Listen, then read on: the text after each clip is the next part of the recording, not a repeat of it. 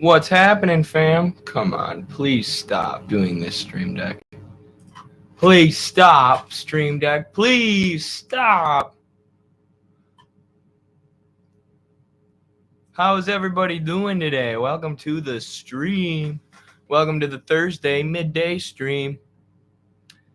What I was yelling about is my little Stream Deck tool here, which continually pulls up YouTube and tells me to grant permission to Stream Deck. But I have 1 million times, so someday I got to take the time to figure that out. But today, I was on the phone with Carlos for about an hour before the stream.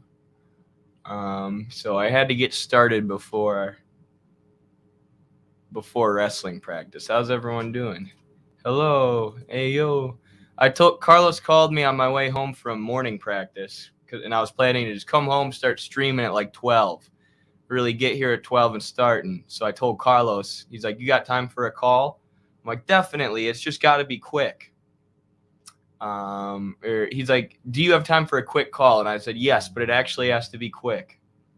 And then 1 hour later, I was late for my stream. And, far from being exclusively a Carlos problem, it's also a me problem. I can be quite the windbag when I'm talking about something that I think is interesting. So, little anecdotal story there to start the stream. Carlos Rodriguez. Hey, Eddie. Hey, Cuba says hi. Thanks for supporting our revolution. Of course, solidarity, Carlos. Solidarity with the struggle for socialism in Cuba as well. Sorry, I wish I could turn my camera around right now. There's people working. They're literally drilling into our yard and like putting some pipes down or something, like right outside my window. Like they had a really loud machine right outside my window for a while. I'm like, oh, I really hope that moves. And now the machine moved, but they are literally right outside, so that's pretty distracting. Solidarity with them, though. I can't complain about the workers outside, right? Like, we're all about the proletariat. Hello, amigos. Hello. Yo, what up, New York commie? Logan Laugh from Michigan. Hello, Logan. Happy 6590. What up, Happy? Check out Prisonus, affordable, intuitive interface with DSP and a decent preamp. For sure. I don't know what any of those things mean, but I'll look into it. Let me know if you want to be our audio engineer. Actually, we had someone who offered to do our audio recently, which would be lit. I have a DSL mic and like a box for it too. So shout out to my parents for that. Toenails, hello. Toenails got the emotes. Shout out to everybody who subscribes to us on Twitch. If you do, you get these sweet emotes of me and Carlos. Yeah. Is there any way to support Cuba from America? There's a whole bunch of ways to support Cuba from America. A whole bunch of ways. The main way is to struggle for socialism here. I don't know what Carlos has this story. I don't know what the exact context is or who exactly said this, but it's some Latin American revolutionary, and an American travels to him and says, what do I do? What can I do to help your struggle? And the Latin American revolutionary tells him, go home and have a revolution in America so that the American capitalist class stops holding us under embargo and strangling us and doing CIA coups and invading other countries who try and build socialism. Like, that's the thing about being in America, even though there are a bunch of negative things about being an American communist. Once our struggle is successful, then you remove the main capitalist, imperialist hegemon, preventing socialism from developing all around the rest of the world. Hello, Comrade Eddie. I finished reading Stalin's Foundations 3 days ago. Boom! 4 Marxist books that I've read. Just finished some sections of the German ideology earlier. Awesome. Sounds good, Jacob. I'm proud of you. 4 books down. Let's go. For me, the German ideology was awesome. And I know the German ideology wasn't like Marx didn't really even intend to publish it, or he didn't intend to, create a book like the German ideology. I mean, he intended to make a full book saying, here's my version of dialectics. Here's my dialectic and my concept of dialectical materialism as compared to Hegel. All right, so here's Hegel's as I understand it, and here's mine, and here are what the differences are in a systematic format. Now, Marx never got the opportunity to do that because he died too quickly.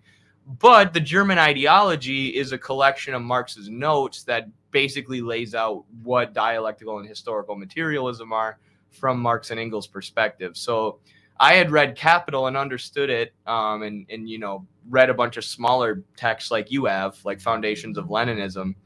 And then I finally picked up the German ideology that Carlos had been telling me to read forever, and I was like, whoa, like my mind was blown. I'm like, everything's right there. They're saying it in plain English. All the questions I had, and all the political analysis that I drew from Marxism. Here's Marx saying some of it explicitly in his time. So yeah, love that book. Hey everybody. Hey, we're Pilgrim. Welcome to the show. There's a Che quote with a similar message. Nice. That makes sense. Maybe the quote itself was from Che. I should have invited Carlos on the stream today, low key. I didn't ask what he was doing. He said he was going to watch the stream. Carlos, if you're watching this, just get on StreamYard. Hop on with me. All I'm going to do is talk a little bit about Lysenko, but you can hop in. That's not all I'm going to do. But which sucks, but needs to be done. True. Got my copy of Jazz 2 in the mail the other day. Shit is looking baller. My next project for Midwestern Marx is my book. Awesome, Jimmy. We're super pumped to be publishing your book soon. Super pumped to have you as a part of Midwestern Marx in general. Gosh dang it, my Stream Deck did it again. It's so annoying. But yeah, hope you're excited about Jazz 2. Hope you enjoy reading it. Hope everybody's excited about that. It does look baller, doesn't it? I haven't gotten my copy in the mail yet. I wonder why. Maybe I'll get it today. You're going to be live again tonight, right? We are. I'm not sure if I'll be able to make it home from wrestling in time. Depends on what time it is, but why does my face always look so white? See, Carlos and I were talking about the production value today of our streams. I think I need to find a way to make my face less white. Like, maybe I'm just a pale person, but I don't know. I need to do some research on lighting and shit like that. Stuff like that. Didn't mean to swear.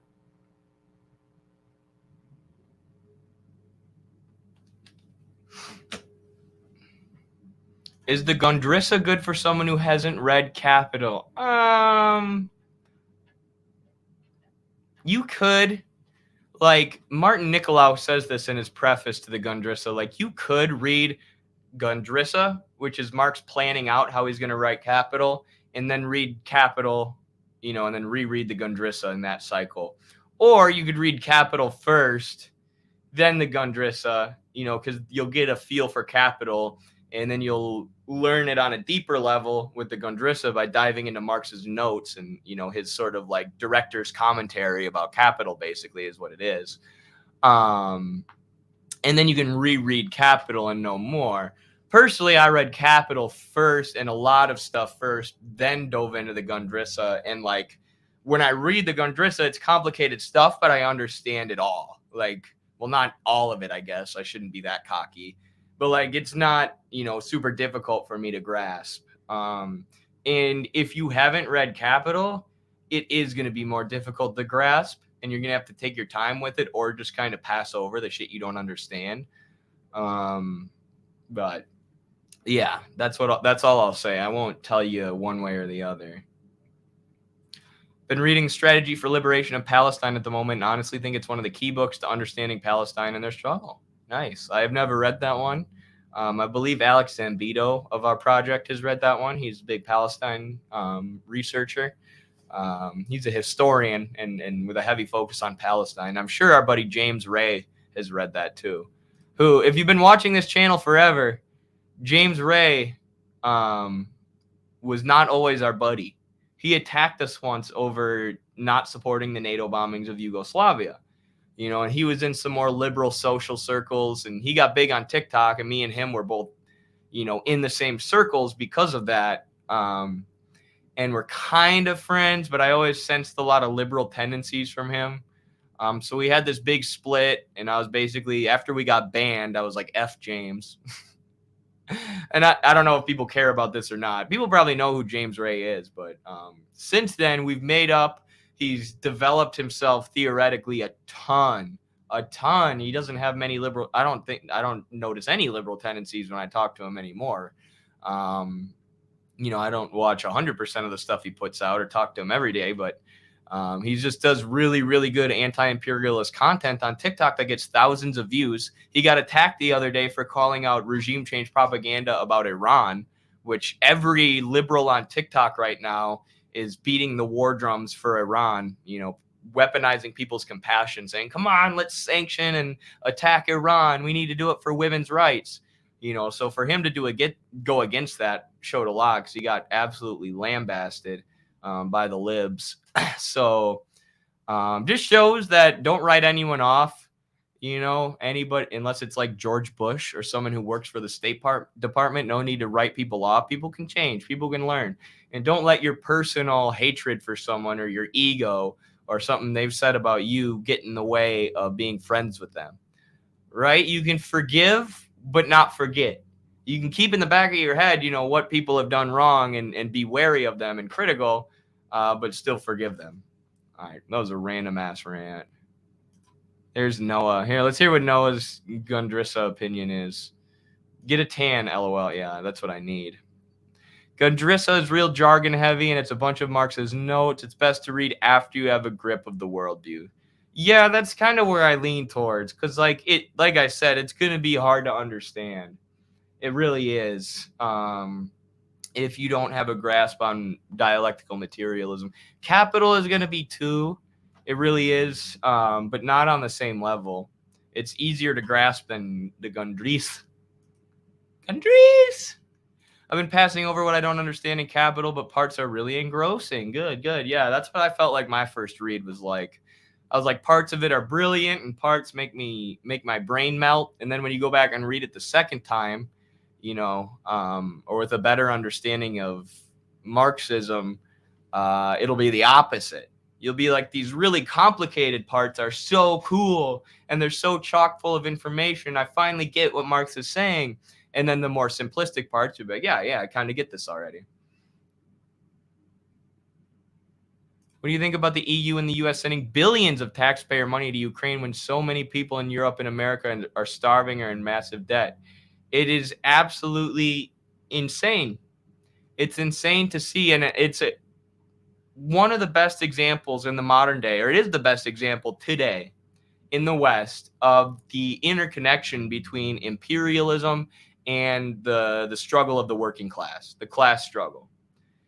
Because all of this money and all of this, what we would call surplus, all of this societal surplus created by the labor of American workers, is being, or workers in Europe or Canadian workers, is being funneled into Ukraine. And it's being used to give, arms and weapons and logistics to mostly right-wing pro-US forces, including a lot of, neo-Nazi extremist nationalist elements who the US has propped up since at least 2014. So at the same time that's going on, you have this crisis of inflation, right? You have a cost of living crisis in the US. Rent is constantly going up. Utility costs are skyrocketing. Personally, my utility bill was like $100 more last month than what it has been. It went up and then went up again. And, I looked it up, and that's for everyone.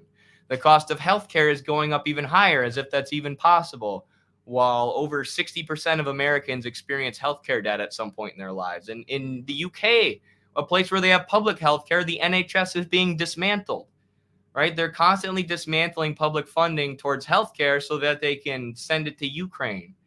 and put arms in the hands of neo-Nazis. So it shows that imperialism is truly the highest stage of capitalism. And there is no anti-imperialism without anti-capitalism, and there's no anti-capitalism without imperialism.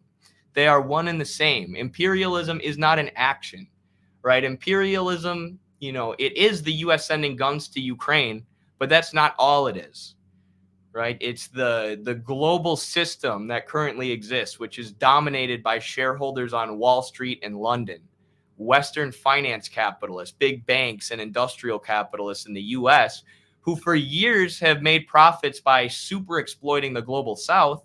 And because capitalism is a system that forces you to constantly expand and grow, otherwise you'll go under due to market competition, the capitalists in the West, the finance capitalists, have become dependent on super exploiting those countries.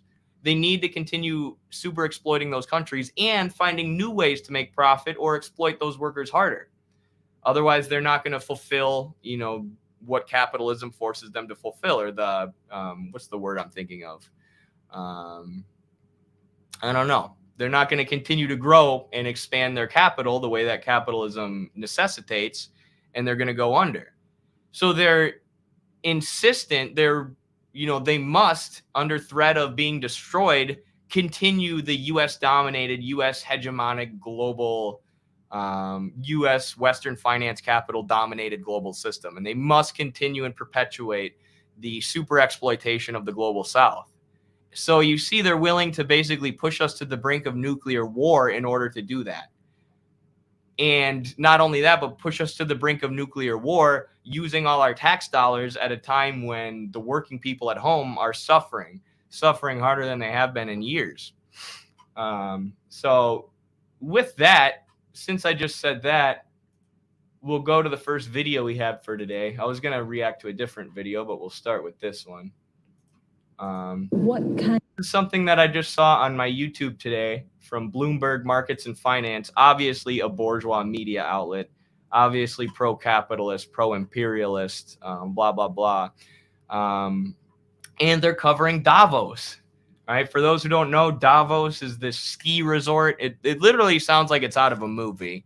It's this ski resort where really rich and powerful people from the public and private sector go to hang out and eat nice dinners and talk about public policy, determine important questions for making political policy, because we know, of course, the capitalists are the ones who determine our politics in capitalist society.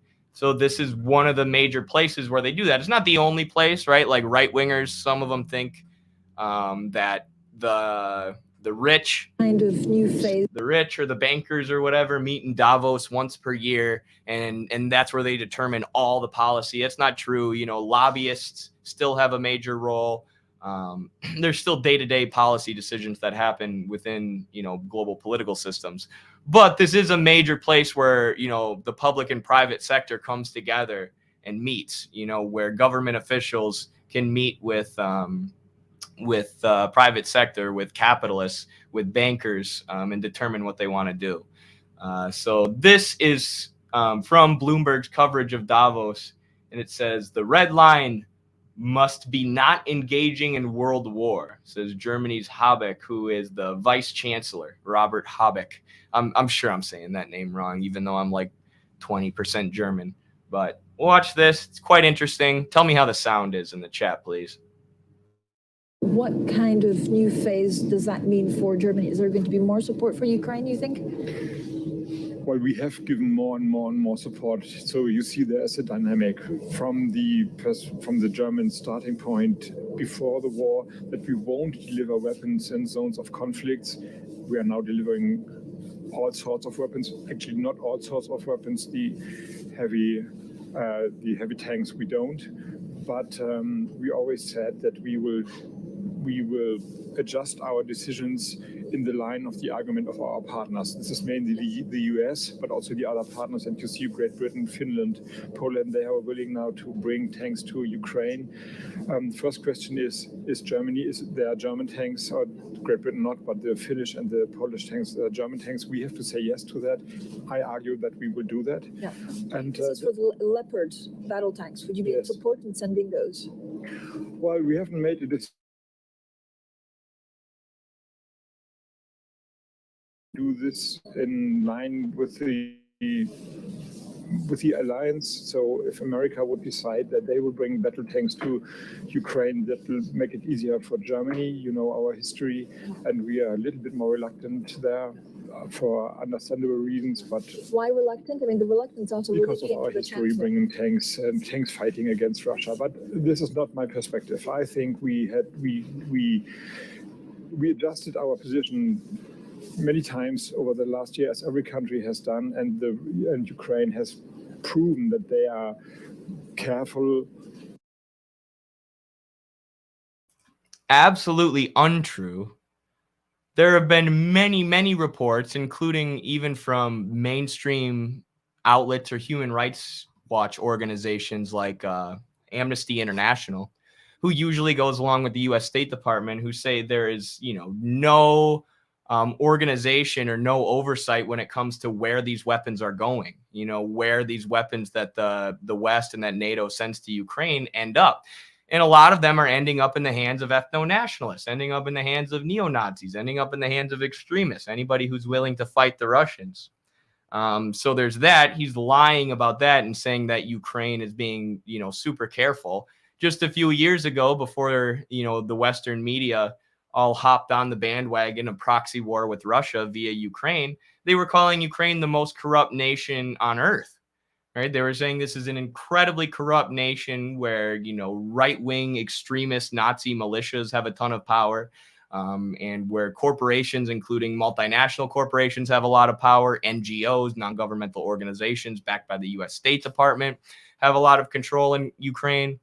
But now that we're sending them endless weapons, we're just like, oh, they're not corrupt anymore. I'm sure they're putting these weapons in good hands, when all of the evidence on the ground is the exact opposite, right? He just wants to continue going along with NATO's broader strategy of waging a proxy war against Russia by, using the Ukrainian people as cannon fodder, essentially, which is sad. It's basically NATO forcing the Ukrainian people to their death at gunpoint, go fight Russia for us or else. And the other thing that he says is that many people in Germany are resistant to do this because of our history. Because of our history with fighting Russia. He kind of just brushes over that.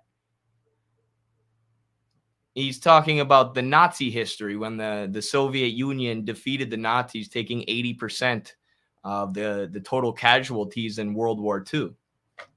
So, yeah, a lot of people are skeptical about offensively engaging with Russia, engaging directly with Russia, because of how that's, looked at now historically by the rest of the world and how that went for Germany, obviously horrible. So people are skeptical of that. And he's like, oh, that's not my view, though. We just need to keep sending money and weapons to them because the Ukrainians have proven trustworthy when, like we said, no, they haven't.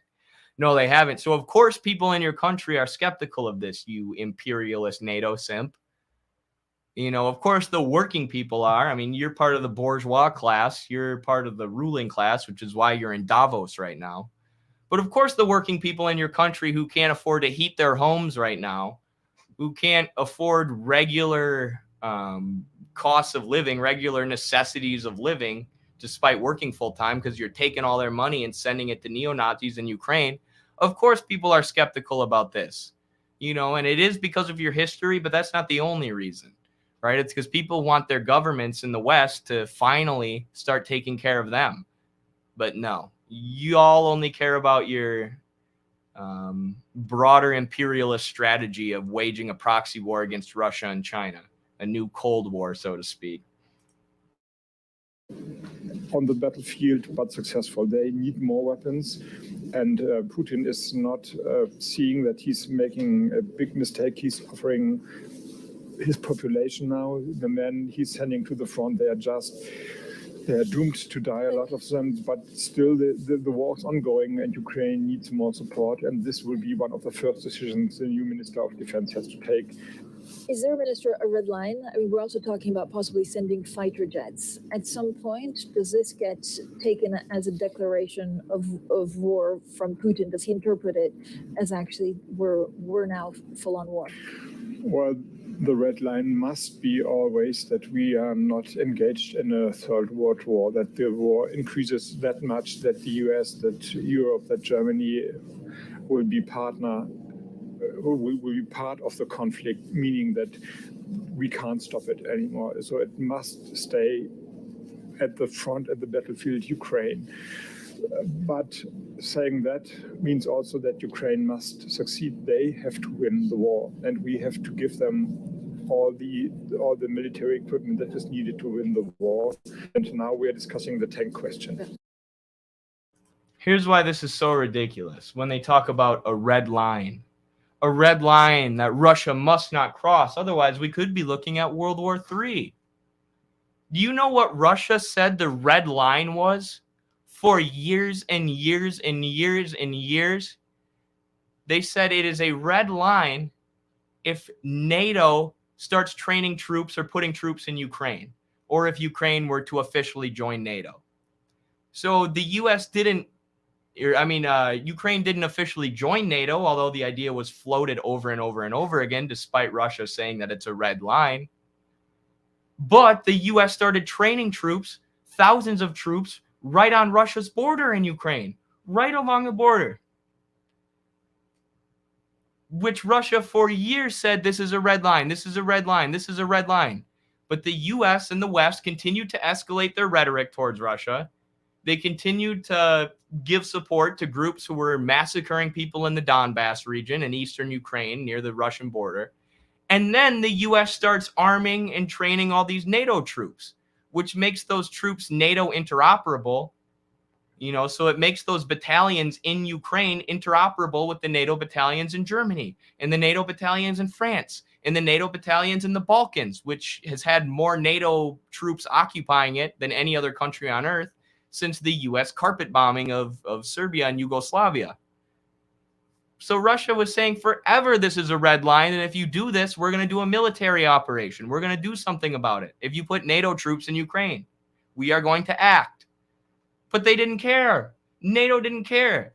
They continued to carry out their imperialist project. The US overthrew Ukraine's government in 2014, and then they used that political foothold that they had gained to start training NATO troops in the region. Exactly what Russia said is a red line. And now we're in this horrific war, this horrific conflict.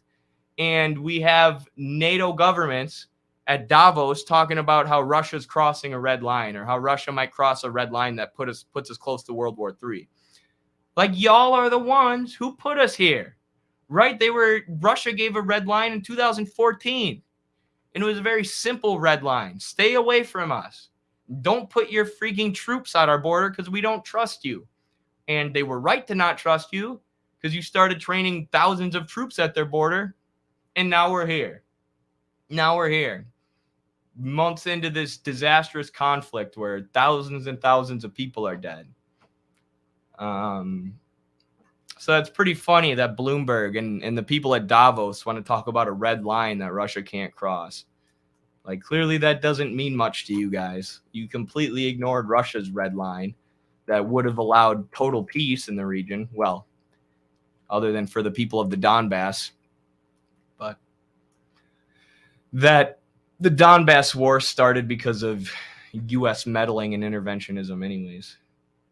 So somebody said earlier, and I started, it says, I don't get how people can deny we live in a dictatorship of the bourgeoisie with events like this, meaning the Davos and the World Economic Forum meetings. And yeah, CBS News got lambasted the other day. They got just destroyed by people online for putting out this article that they actually ended up changing the title of. It was so bad that CBS News ended up changing the title. So now it says, as elites gather in Davos, conspiracy theories gain traction online. And I can't remember exactly what the title was before, but it was something like, as elites gather in Davos, bizarre conspiracies that the rich run the world gain traction online. That was the previous name of the article. And then the whole article is about how, they do determine some stuff at Davos. The public and private sector does meet, but they're not determining policy that's that serious. It's not like they run the world. It's like, well, they kind of do. Not even just kind of. They do run the world. They make all the important decisions. They're the ones who are consistently deciding to send weapons to Nazis in Ukraine when people are suffering a cost of living crisis at home, right? That's not something the working people of the world would pick. That's something only the finance capitalists would want. But they're calling that a conspiracy. That's a conspiracy theory now, to say that rich people run the world under capitalism. It's like they will call anything that they don't like a conspiracy theory. I am going to pull up a video I did about this because I actually have a screenshot of this CBS article as the super rich gather. So y'all can see what the actual article title was.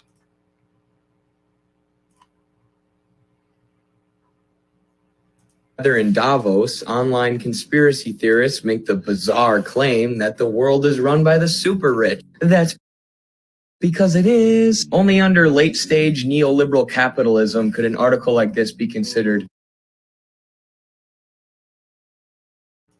So you see that? Here's the article title now. Here's the previous article title. As the super rich gather in Davos, online conspiracy theorists make the bizarre claim that the world is run by the super rich. If the world's not run by the super rich, CBS, what are they doing in Davos? Why do the public and private sector have to meet to determine policy? Why can't the working people go to Davos and talk to their governments? Why can't we speak to our governments directly? Why do lobbyists and corporations have 24/7 access to our politicians, but we only get to vote for them once every few years? And even when we do, 93% of U.S. elections are decided by the candidate who raises the most money. And obviously the media and all the sources of information are owned by those same corporations and lobbyists. Why is it bizarre to say they run the world? It's not a conspiracy theory. David _C137 isn't a conspiracy theorist for saying this. Y'all are conspiracy theorists for saying it's not. Just kidding. They're just bourgeois ideologues. But yeah, Davos is crazy, man. The fact that the World Economic Forum and Davos are a thing, it is crazy. I got to take my shirt off, sorry. I'm sweating from yelling. Happens every time.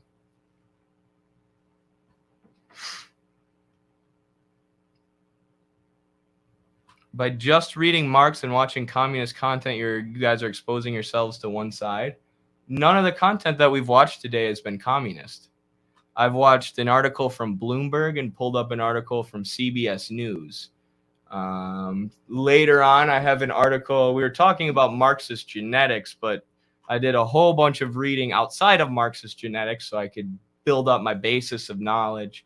If you would actually read Marx, you would find that a lot of what he does, actually what he does in every single book, is not the majority. It is almost the majority of what he does is engage with people who aren't Marxists, engage with the classical economists, engage with the Malthusians, engage with the utopian socialists, to show how Marx's ideas differ from those ideas, draw what's correct from those ideas and criticize what's not. So Marxism is just a school of thought, right? But the idea that Marxists don't engage with other kind of content is not true at all, going all the way back to Marx. And, I've even made the specific argument in reference to books like Gaddafi's The Green Book, right, which is not a Marxist text. I've told people that they need to read anti-liberal material that's not explicitly Marxist. Right, so you can hear critiques of liberalism, from people other than Marx.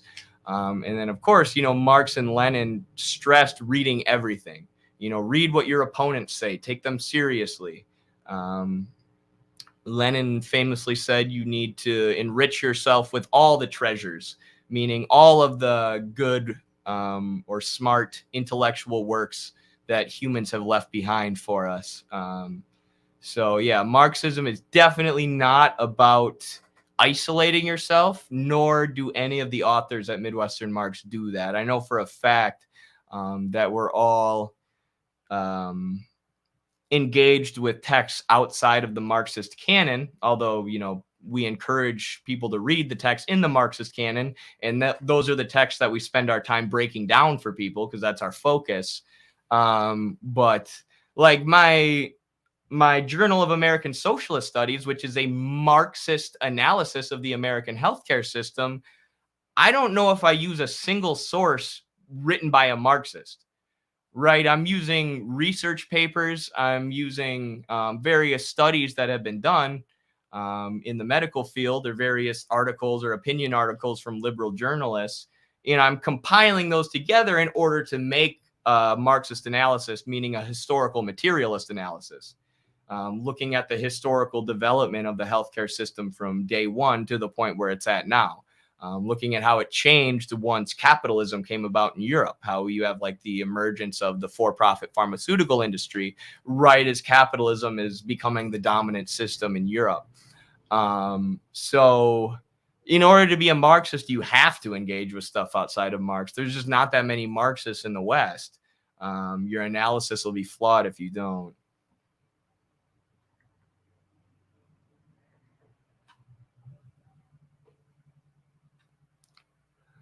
Stalin's library had over 3,000 books. He read every day. He would go into people's book collections and meticulously check for West and notes to make sure folks did the reading. True. If you looked at any of my books, you would stop. If Stalin looked through my bookcase, he would find so many notes on every page. So that's good. I am a conservative, but I watch these to learn and be exposed to both sides. Good, for sure. That's great. Like I said, we're glad to have you, and we hope you learned something about Marxism. Hope you join us eventually, but yeah, like I said, we really encourage branching out. If you're a Marxist who only reads Marx, you're going to be really annoying. You're going to be really dumb. You're not going to be dumb. I mean, there's no way to do that because, like I said, Marx's footnotes are like full pages oftentimes of other people's work, you know, that he's commenting on or responding to. So you'll get other people's ideas through that. But like, yeah, if you only read like Lenin pamphlets, you're probably going to be pretty annoying and not really have a grasp on what's going on. Because Lenin wrote his pamphlets assuming that you would read other stuff and understand the historical context he's writing in.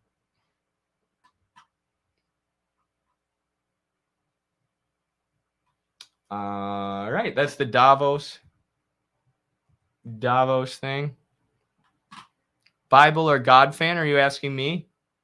I'm a fan of using religion to reach the masses, right? We need to understand how religion does work as an opium of the people. But I mean, I don't talk about this a ton or super in depth, but I was raised in an evangelical Christian family, you know, with a family who took it serious, not a family who just, you know, called themselves Christian and went to church on Easter and Christmas. Like my dad, who's my hero, would wake up and read the Bible every single day at like 5:30 a.m. before work.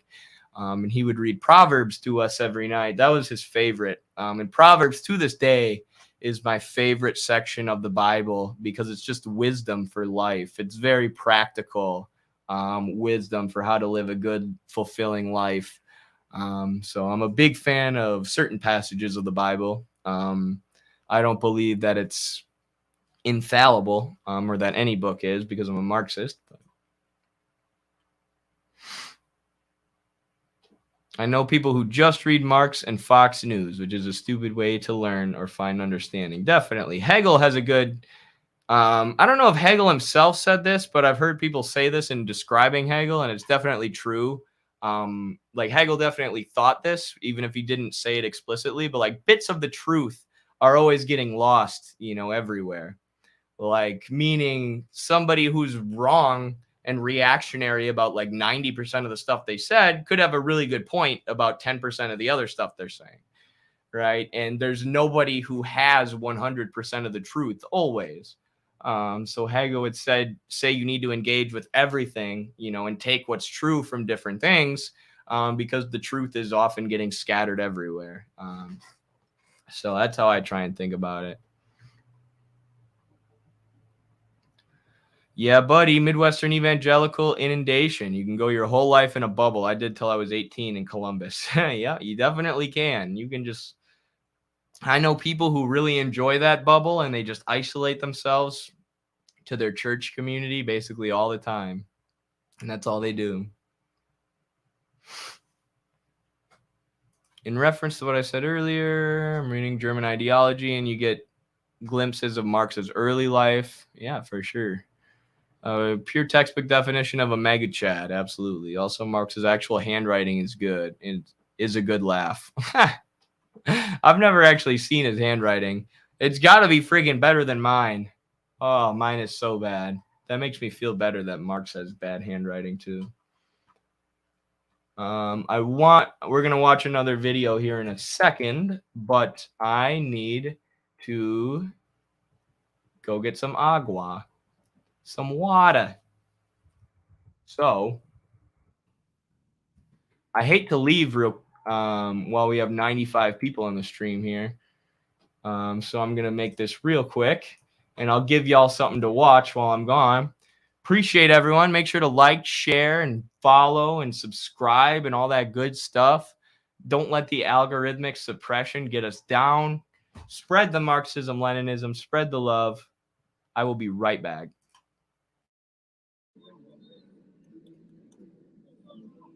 You ready, buddy?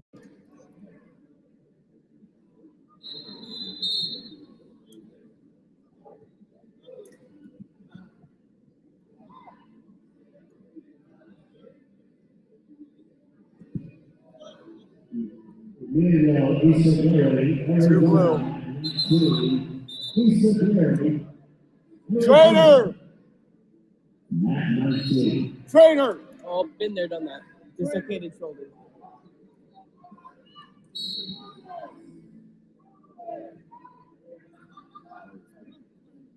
Yes, that's just what happened to me.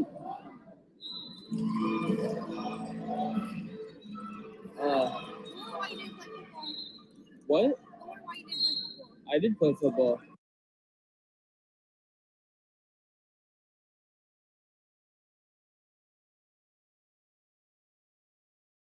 Oops, sorry, my mic was muted. I said, did y'all see me torque that guy's arm off? He was fine. He just didn't want the smoke. He came back and wrestled after that. The refs messed this match up so bad. They messed it up so bad I was like getting political. I'm not going to get into a whole explanation of why I don't like the wrestling Greco-Roman referees, because I could go on for hours about that specific topic that nobody cares about but me. But I stormed off the mat. I was like, it's embarrassing that this is the state of reffing in American Greco. It was so bad what they were doing. That ref told me, I'm like, what I did was legal, right? So I should, he was trying to take the points away and give points to the other guy. I'm like, what I did was legal, right? He's like, I don't know. And I'm like, I think it is. And then he's like, yes, but in my opinion, you shouldn't have done it.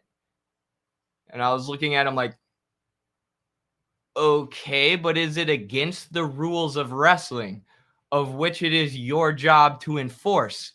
And then he's like, and then got mad and went and talked to the other refs. And I don't even know what they eventually decided. I ended up crushing the kid, or the guy. That guy wrestles D1, actually. He's at NC State, dude. He didn't want the smoke, though. How's chat doing here? Does Eddie talk with chat? I do indeed, Turtles3571. Some days the chat starts to get really big, like when we have over 100 people in here. And I'm like, wow, one day the stream's going to grow to the size where I can't interact with the chat as much, and that'll kind of be sad. I'll have to do a subscriber-only chat or something. Eddie, are you okay? Oh, he got injured? Bad timing. Yeah, I knew what happened in that match. I just knew it wasn't going to take me long to grab my water, so that's why I played that one. Hello, Eddie in chat. Eddie, I have a question on the manuscripts of 84. Hi, Happy 65. How are you?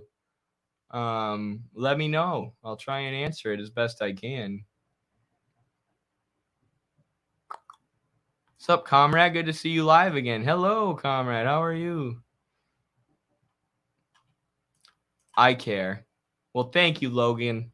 Someday soon, or maybe today if I run out of stuff to talk about, we'll cover the difference between Greco-Roman wrestling and American folk style wrestling and why the reffing is so bad in American Greco. Essentially, America just has to be different. It's the exact same shit as the metric system and the American standard system. And now you got me going a little bit, Logan. I'll keep this brief, though. Where we are the only country on earth who does folk style wrestling. It is an American invention, right? It is the only place in the world where anybody wrestles folk style is here. And it's the style of wrestling that you do when you're in high school and college, right? So unless you're so good that you forego your high school and college career to go to the Olympic Training Center and do freestyle and Greco, the styles that they wrestle all around the world, you got to do folk style. So pretty much every kid in America grows up learning folk style. And then when the best Americans go to train for the Olympics, they have to learn a new style, right? Or what oftentimes, like if you're a good wrestler, you grow up wrestling folk style in the winter, freestyle Greco in the spring and summer. And it's absurd. It's like, why doesn't America just switch to the same styles that everyone else does? But at this point, everybody's learned folk style, right? If you switch styles, it would be a disaster because the refs, and comes back to my problem with the American Greco refs, they've all learned folk style, as have the coaches, as have the administrators, so everybody's accustomed to folk style. It would be a massive shift and change if we move to freestyle Greco, because high school coaches, a lot of times they don't have an encyclopedic knowledge of wrestling. They aren't students of the sport. They're just helping out. They have a pretty good knowledge of folk style. But to ask them to learn 2 other styles of wrestling to the point where they can then teach it would be a big ask. But that being said, I do Greco-Roman now that I'm done with my college career. And it's like, this is ridiculous that, Americans are wrestling a style that they can't win gold medals in. And one of my coaches, or pretty much my Greco coach, does freestyle and Greco training for young kids who don't want to do folk style or who want to mostly focus on Greco and don't care that much about folk style, the American only style. And I think he's got the right idea. And he gets attacked by the wrestling community all the time for trying to be different. But I'm like, this guy's just a revolutionary within wrestling, right? He's trying to revolutionize the system and move to something better. So I support him. There's my rant. I could go for so much longer. I love it. I love wrestling. I'm going to go to Twitch for a second. I'll be back. Okay. See you, Cobra Commander. Thank you, Stephen Michael Palazzolo. Big time supporter of our channel, always sending in super stickers and super chats. Really appreciate it. $4 helps grow our project. Thank you very much.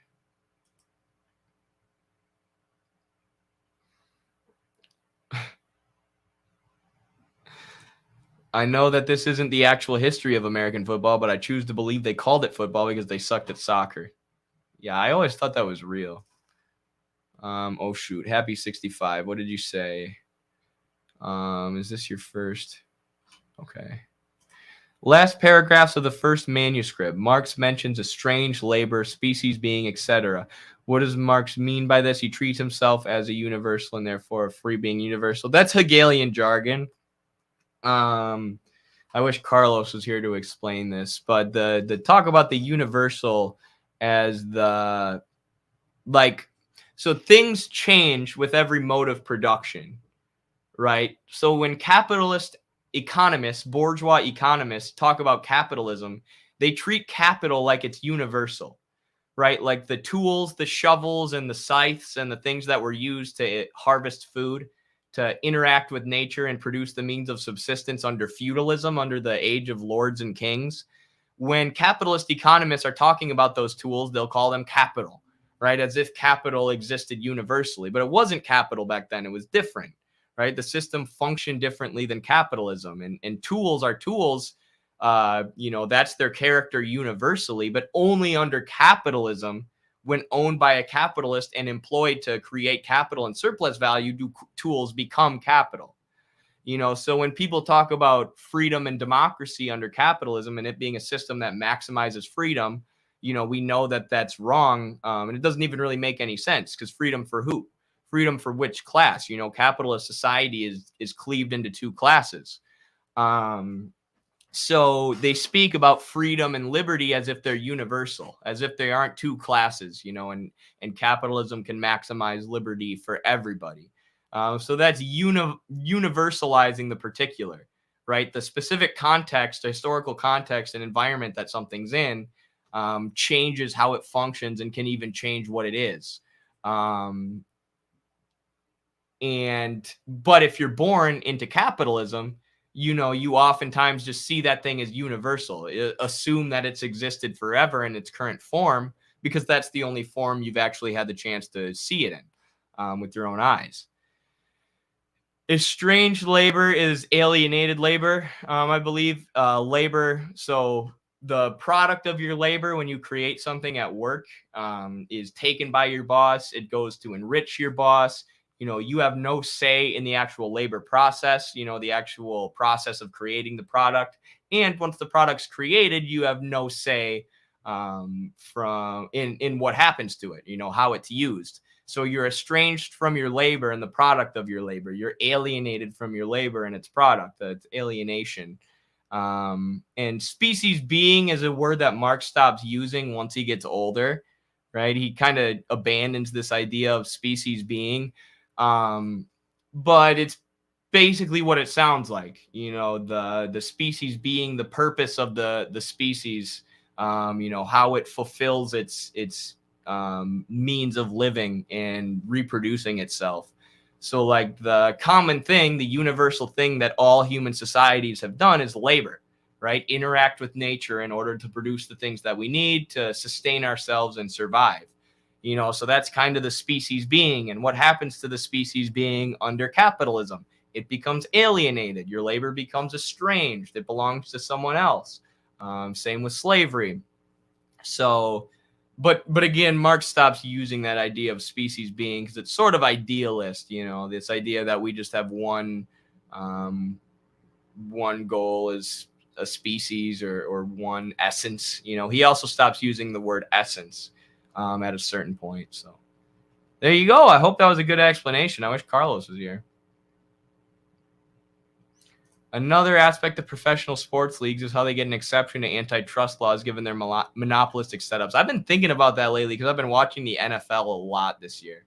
I've been watching pro football, and I'm like the league, the NFL, in a way, they have like a salary cap. So one team can't just get way richer than all the other teams and buy way more expensive and better players and win every year. So it's regulated in that way. But at the same time, the NFL is basically allowed a monopoly on the sport of football, and a monopoly on that market overall. If you look at it in its totality. So the exclusive teams aren't, but the NFL is. The NFL is super corrupt, and they don't listen to the players as much as they should, although it's much, much better than the than the UFC, where the fighters are considered private contractors. The players at least have an association in the NFL where they can advocate for themselves. Let me contribute to the project. Love what you do and the education you provide, brother. Thank you very much, Jacob Perky. Thank you so much for contributing to the project. It doesn't seem like a lot, but I tell you what, that adds up. It really adds up, and it allows us to professionalize our content and get our content out there to more people, and create new content, because we've got a lot of ideas, that we want to put into action, like our printing press.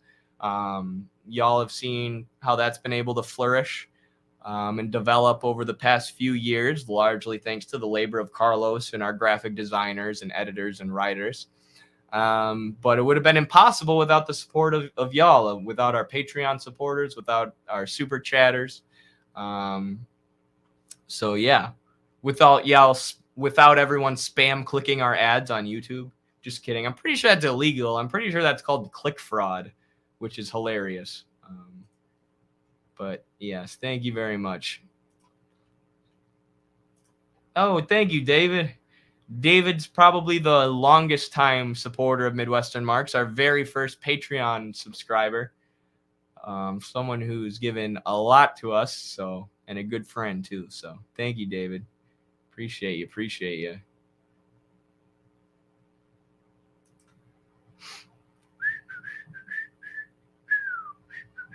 All right, let's watch this next video. I'm going to blind react to this one. I was looking for, I'm like, I want one more video to react to today.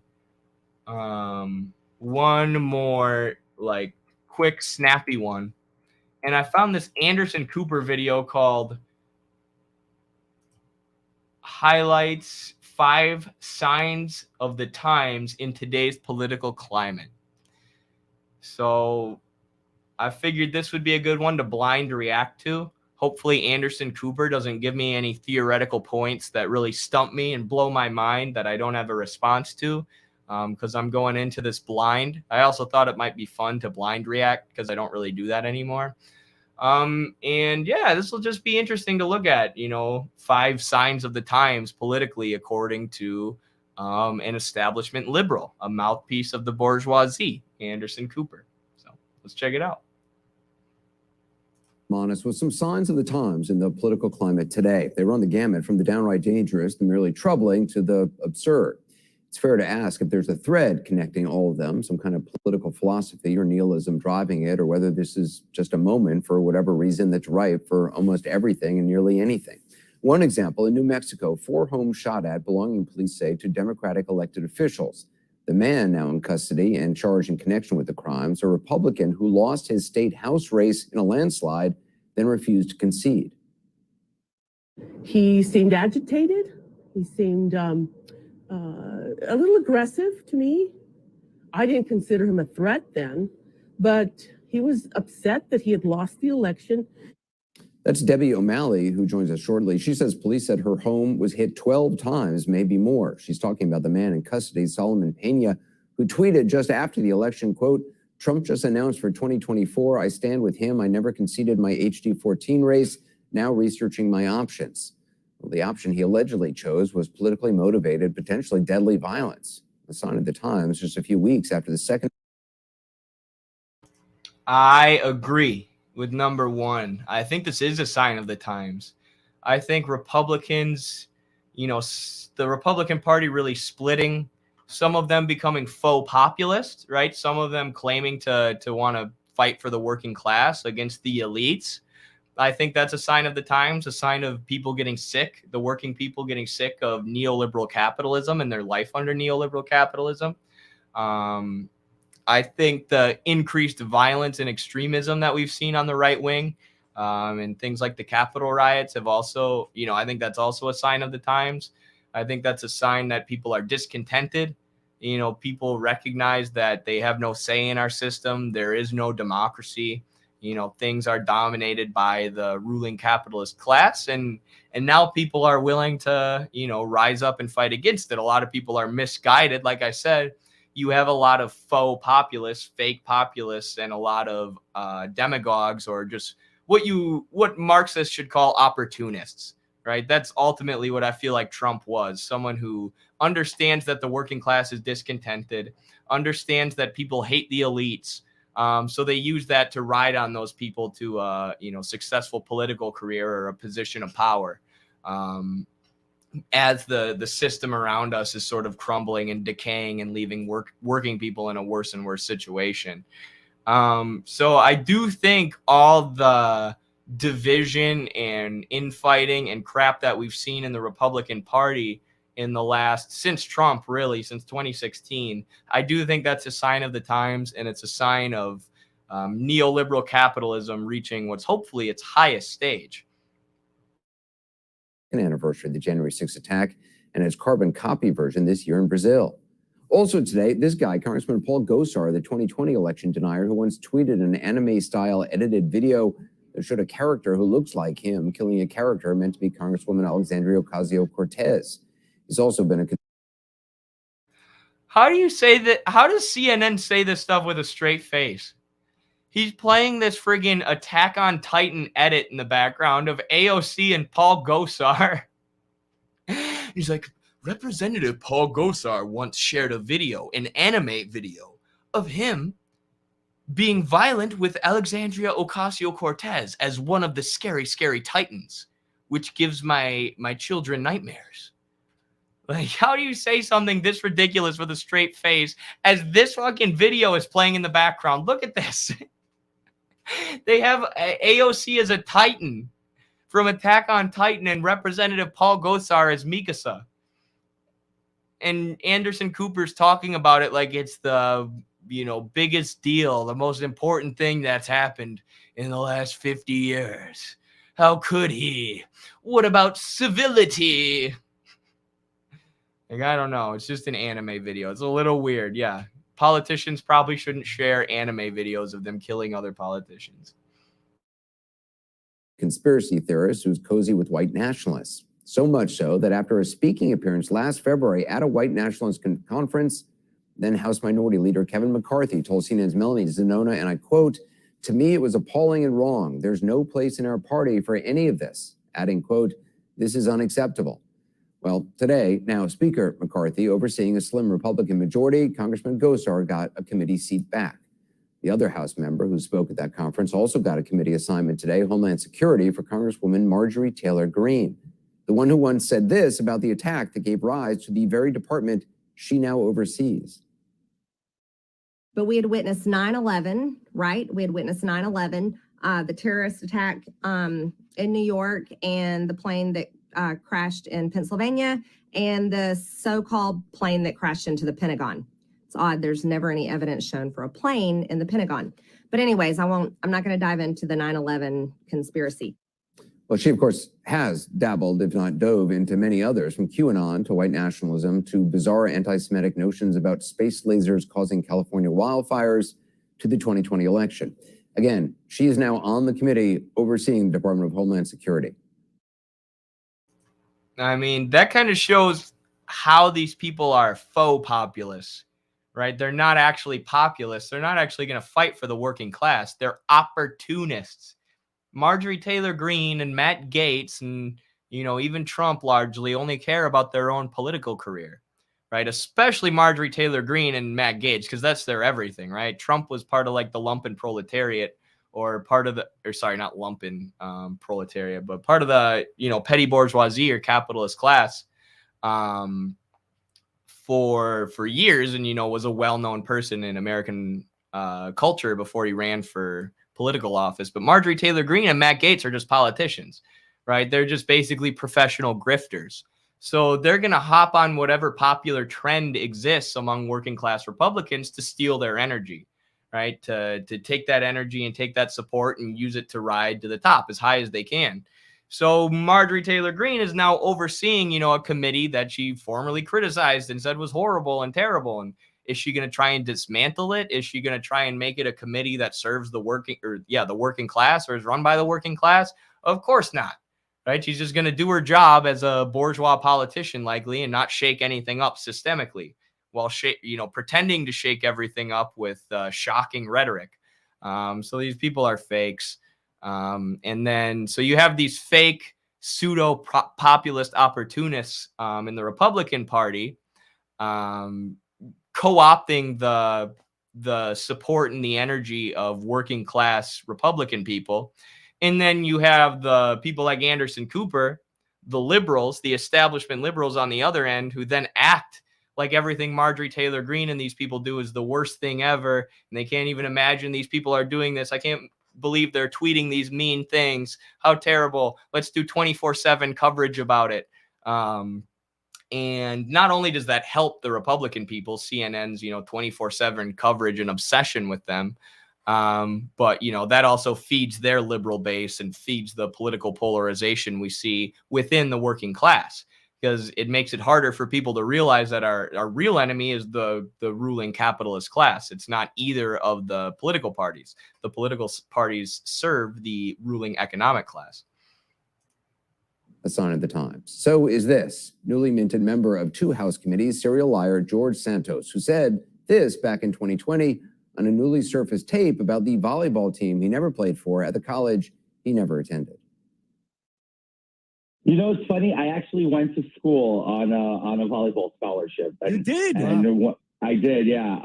When I was in Baruch, we were the #1 volleyball. Did you graduate team. from Baruch? Did you graduate from there? Yeah. So did I. I did. So did I. Oh, very cool. So, great school, great institution, very Yes. liberal, but very good. But it's funny that we went to play against Harvard, Yale, and we slay them. Look, I sacrificed both my knees and got very nice knee replacements from wow. HSS playing volleyball. That's how serious I took the game. I mean, this is just weird. Who lies about playing volleyball for Baruch College? Every single news story I've seen about that George Santos dude has been some just straight weird nonsense. No political commentary about that. I just wanted to highlight this. Honestly, I can't get mad when listening to Republicans because of just how ridiculous the shit they say is. Sean Hannity cited the Contras as a good economic policy from Reagan.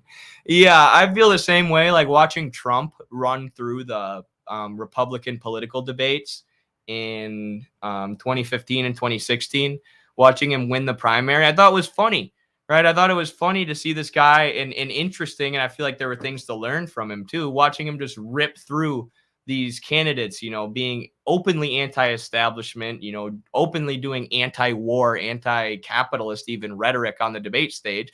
Nothing he followed through on, of course, and we knew he wasn't going to follow through on it because he's an opportunist, like I said. But it was funny to watch like Ted Cruz and Jeb Bush and all these neocon Republican warmongers get called out for their BS, even if it was by Trump.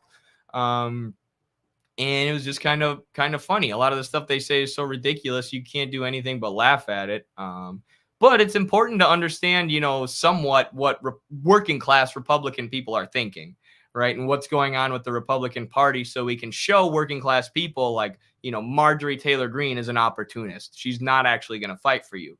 We need real working people in power of the government. And, you know, we need a revolutionary movement to do that. But yeah, and as far as Fox News hosts, like Sean Hannity is the worst. Sean Hannity, there are videos of him like saying one thing when Obama's president and then saying the opposite when a Republican is president, like Trump. You know, like Obama will wear a tan suit and Hannity will be like, you know, how unprofessional, the Democrats are so stupid and dumb. And then Trump will come out in a tan suit and he'll be like, well, Trump really pulled it off, so now I think it's okay. He'll just lie, you know, based on what the party wants him to say. But a guy like Tucker Carlson is different than that, right?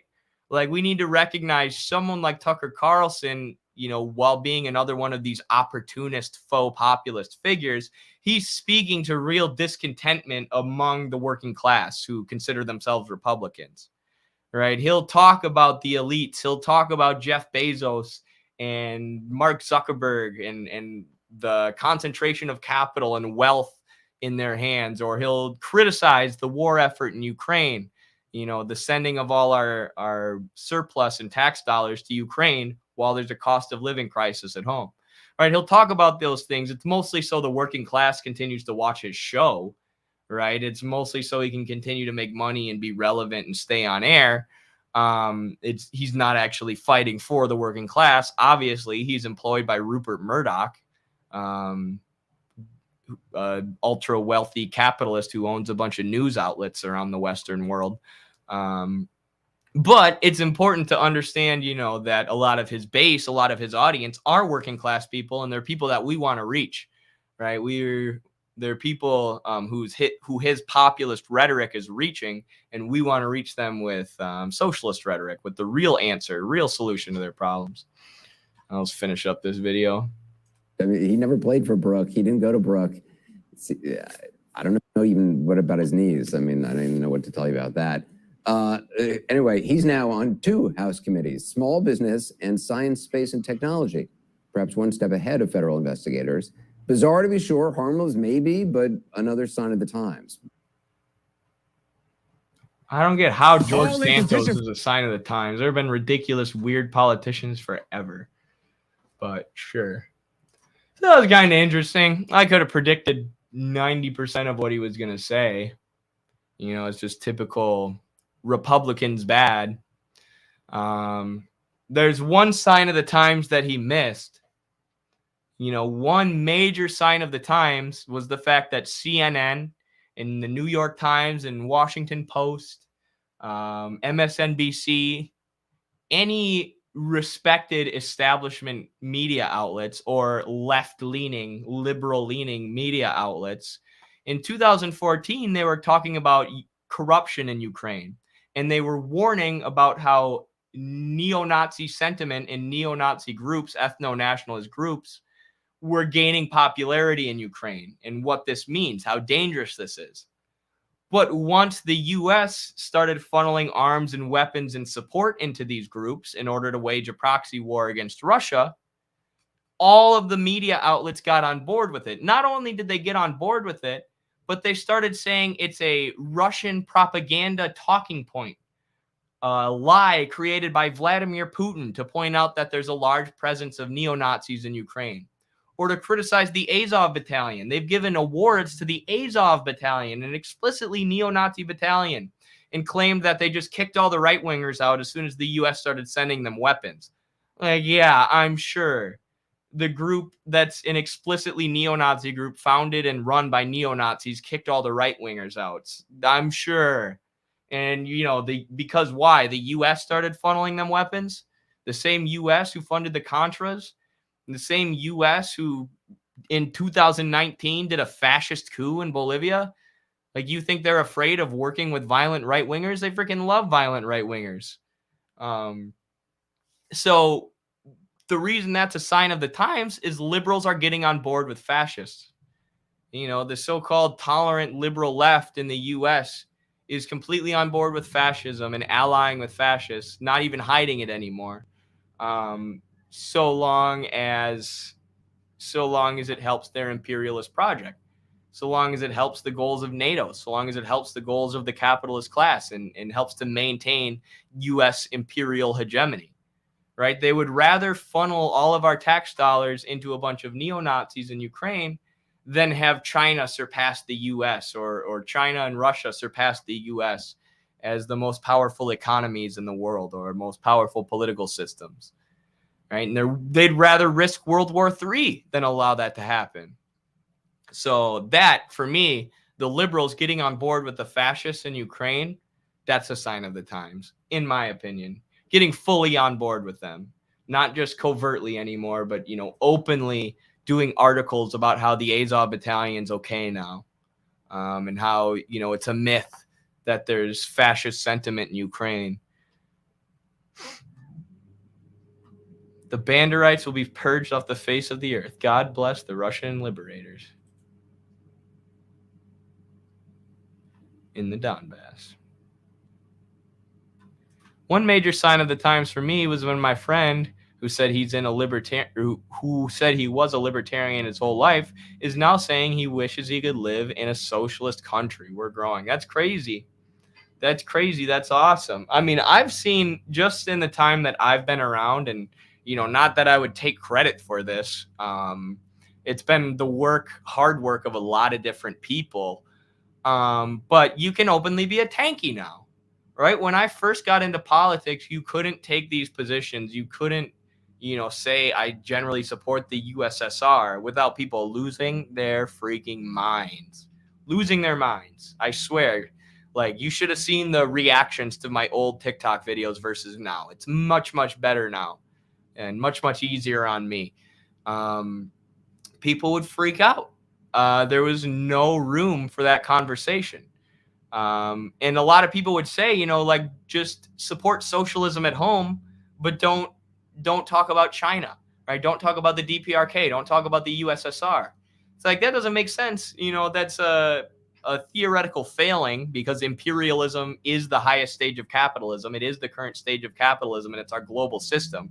So the capitalist system in the West today is using all your tax money to attack existing socialism, using all the surplus created by our labor to attack countries like Russia and China and the DPRK and Cuba. So with no analysis or support of them or what they're doing and how they're actually trying to build socialism, we're not doing our job as anti-imperialists and therefore anti-capitalists or socialists in the West. We need to understand how these things are globally connected. And there's so much to learn from China. There's so much to learn from the DPRK and from Cuba about, our own struggle here. So that's why we never back down. That's why we always stuck to our guns and continued supporting these existing socialist countries, same way Michael Parenti did before us and sort of laid the blueprint for us. And now we're getting to the point where there's more room for that, where it's more allowed, where people have a more nuanced understanding of these places, right? And that's why we never backed down and just, changed our rhetoric to make it more palatable to liberals. F that. I'm not saying we don't be strategic with how we present our ideas. I'm not saying we ignore strategy and rhetoric when it comes to reaching people. But never change your theoretical principles because of that. Never change a major theoretical principle because you think it's going to be easier to pitch socialism to people, because there's a reason we have these principles. Great interview with JT of Second Thought last week. Thank you very much, Duck Hash Browns, and thank you for the $5. I still have a hard time approaching the topic of Marxism/class struggle in daily life. Do you have any tips? Just ask people about their job would be my main tip. That's what I do. And actually listen to them, right? Because if you're a Marxist, you should be interested in people's jobs anyways. Like, I've been watching these workers outside of my window since the stream started. Their job is fascinating to me. And I can't, stop thinking about who do they work for? What would their job look like under socialism? How would it be better? What kind of protections would they have? Sorry, for those who just joined the stream or weren't with us at the beginning, there's people drilling into my yard. I think they work for the city outside of my house right now. At first they were being really loud, but now they've quieted down, but I still can't stop watching them. But anyways, you should be interested in other people's work life, in their workplace.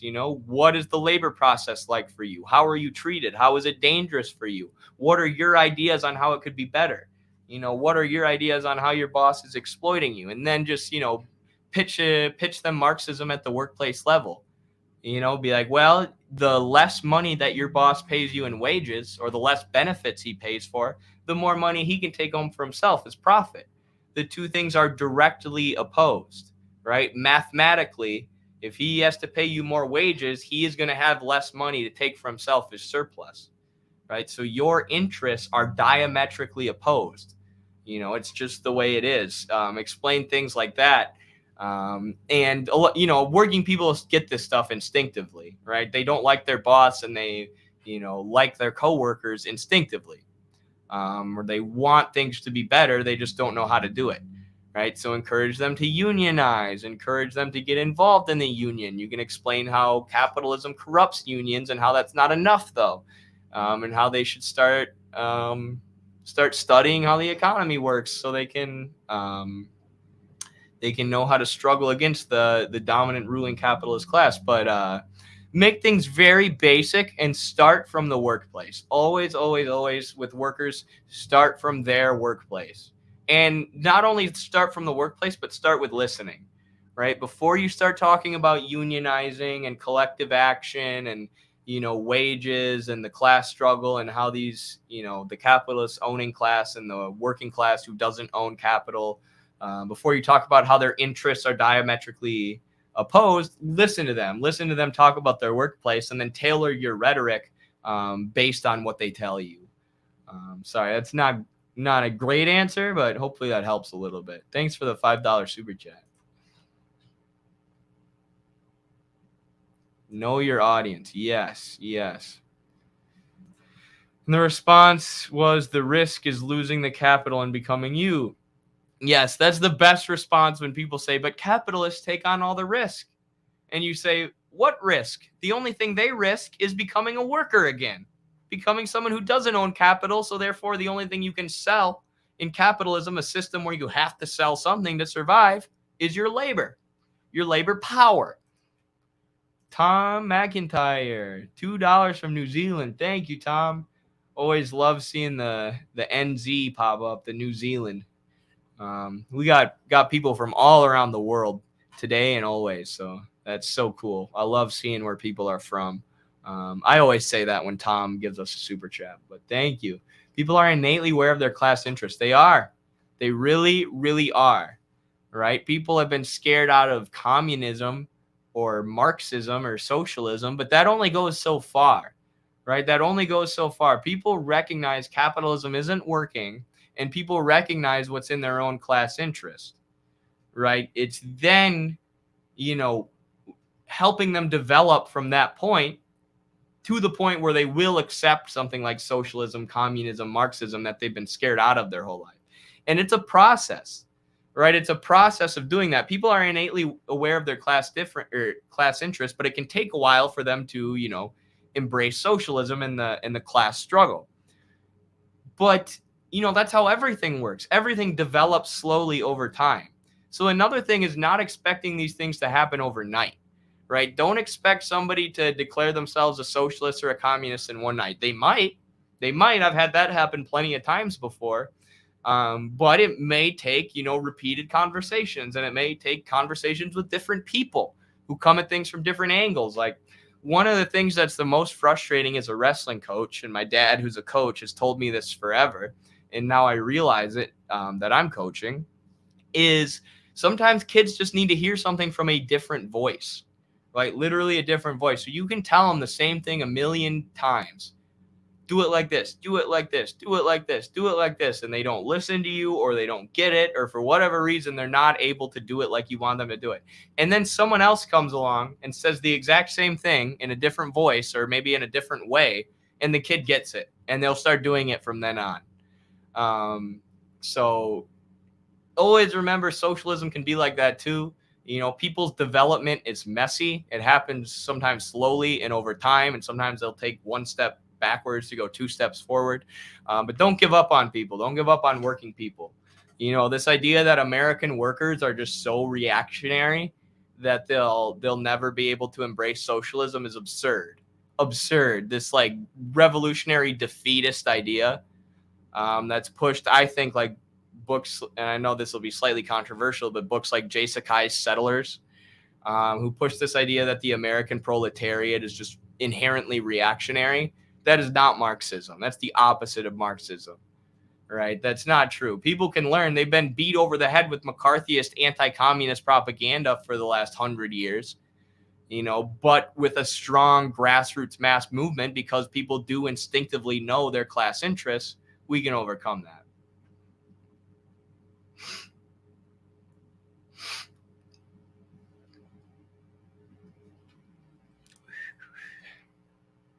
What is socialism, communism, and Marxism?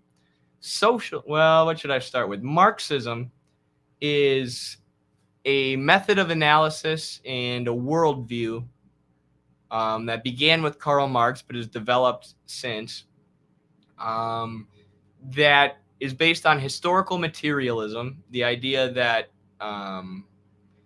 that we can observe what's in front of us using the scientific method and observe society around us, and that everything that exists today has developed historically. Everything that exists today, including the material products around us, have been created by labor, and they have their own history. And through tracing that history and analyzing it, we can best understand what exists today. So capitalism included.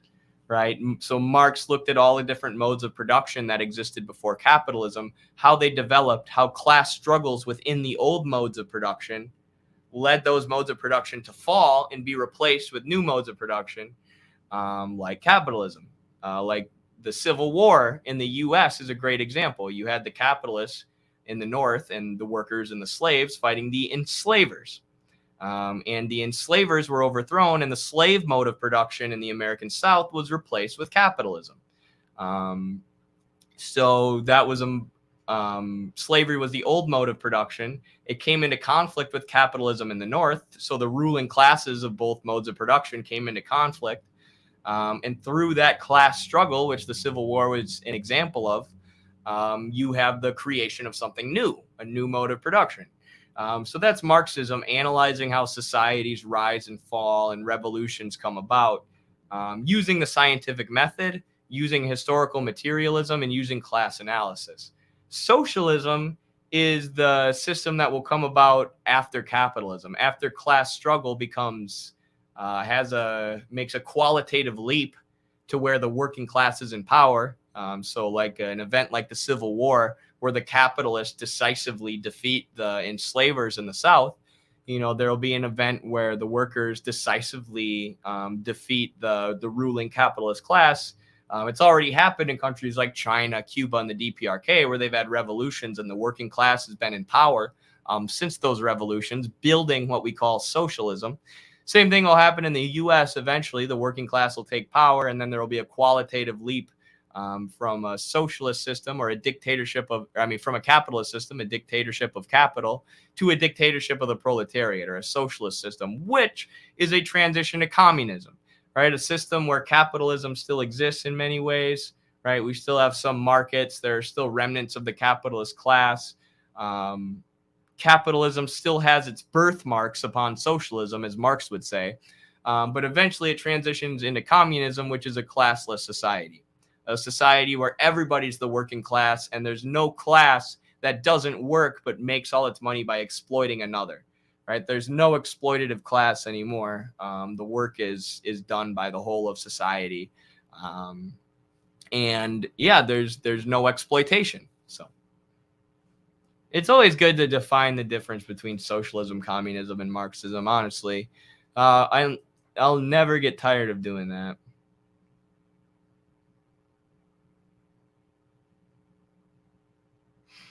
Socialism always needs a slave class? No. Socialism in every country it's been implemented has vastly increased the living standard of the workers. Unless you include like Pol Pot's Cambodia, but that was backed by the CIA and they didn't understand Marxism at all, self-admittedly. But every single society ever, think about it. What society has there ever been where labor is not needed? Right? Where the means of survival, the means of subsistence, the things we need to reproduce ourselves as human beings just magically appear. It doesn't exist. There's labor in every society, and therefore there's a different way of organizing that labor in every society. So under feudalism, you have lords and then peasants. And there are also guilds and things that pop up, but we can talk about that later. Under slavery, you have slave owners and slaves. Under capitalism, you have capitalists and wage laborers, right? Under communism, you don't have the exploiting class. You don't have the class on top, the enslaver class, the feudal lords or feudal landlords, or the capitalist class who don't work but just own and collect money and then dominate society. Right? So the labor that needs to be done in any human society is divided up among the workers, which everyone under communism is the working class. And we all do that labor together, but there's nobody benefiting off of it while shirking all the work, right? There's nobody who's not working and just owning and therefore collecting a bunch of the wealth that's created by others, right? Instead, everybody is part of the laboring working class, so we can divide up that labor much more rationally, in a way that makes much more sense and gives people more free time, gives people more time to develop themselves, their own intellectual capacities. And it also gives rise to great cultural development because people aren't stuck at work all the time, and you don't have a capitalist or ruling class incentivized to keep those who work for them dumb so that they don't rise up, which is how every mode of production till socialism and communism has worked.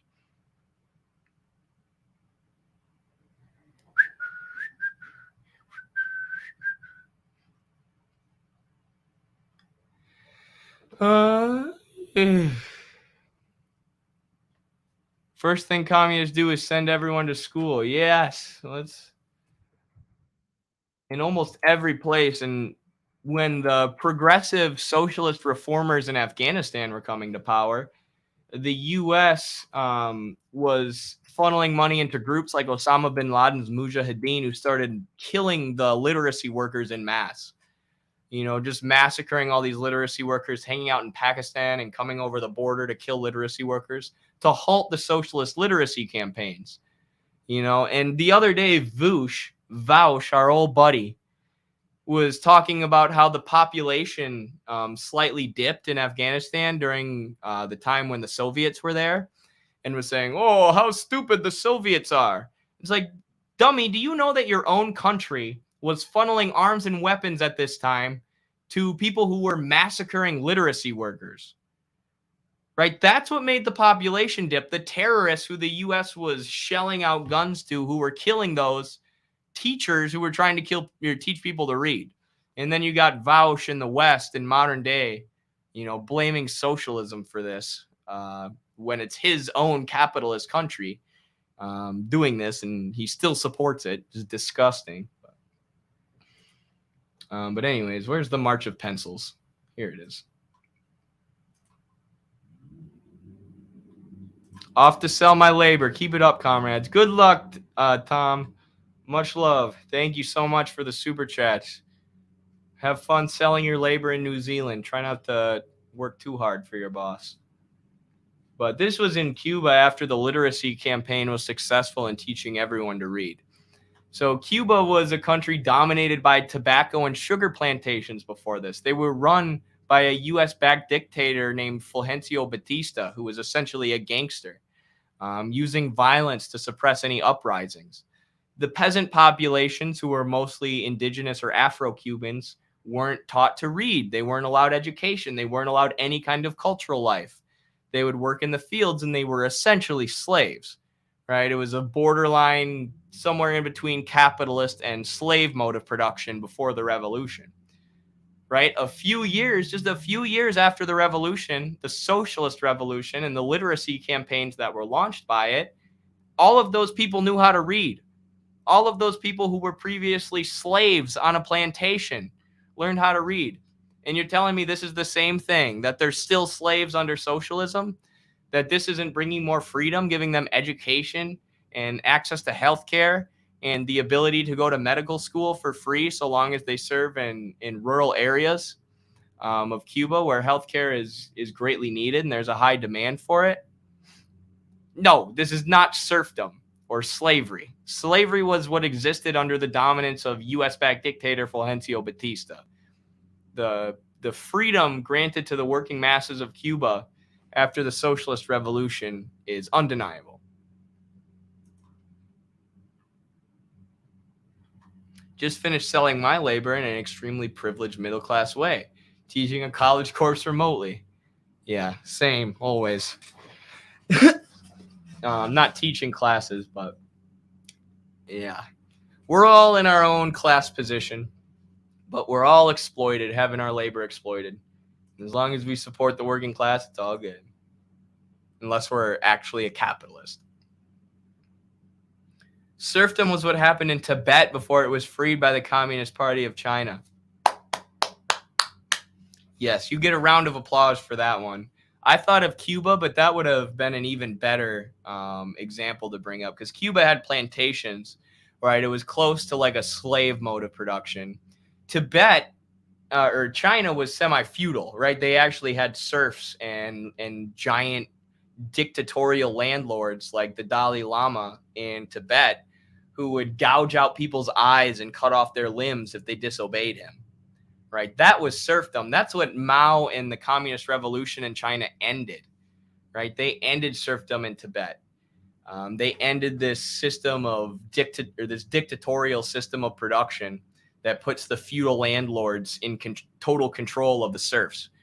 Right? And to say that the people who were taught to read and freed from that system and given a much more fulfilling cultural life by the Communist Party after that, to say, oh, they're still serfs. No, they were serfs before.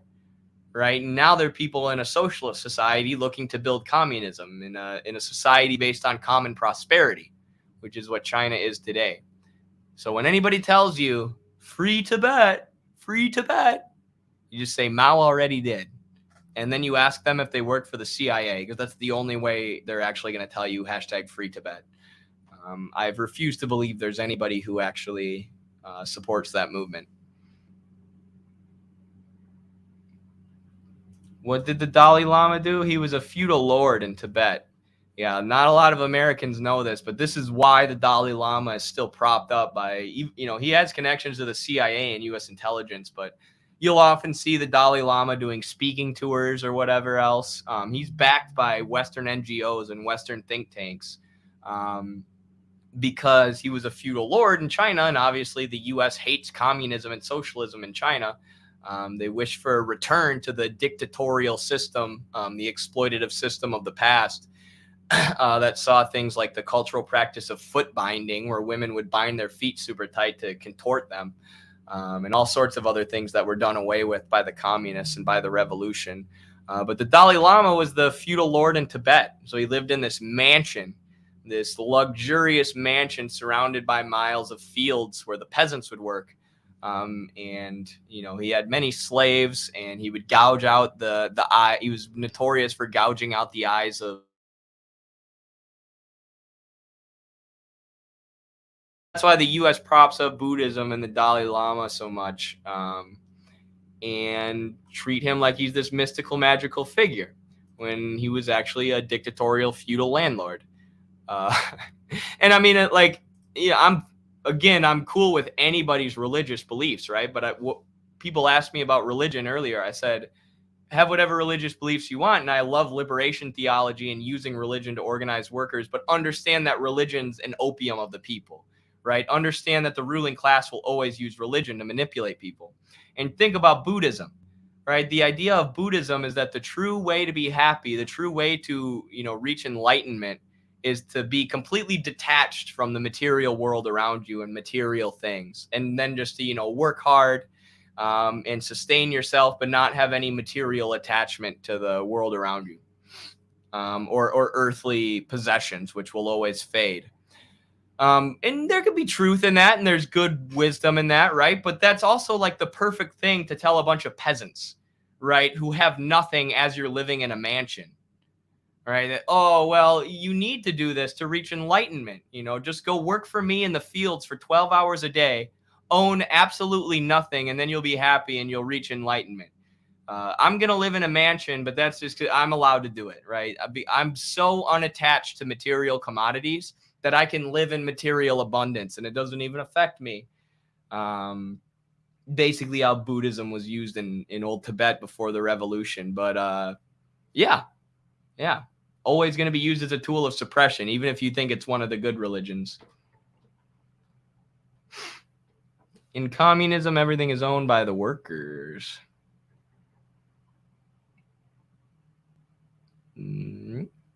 Sup, King? Sup, Thug Destroyer?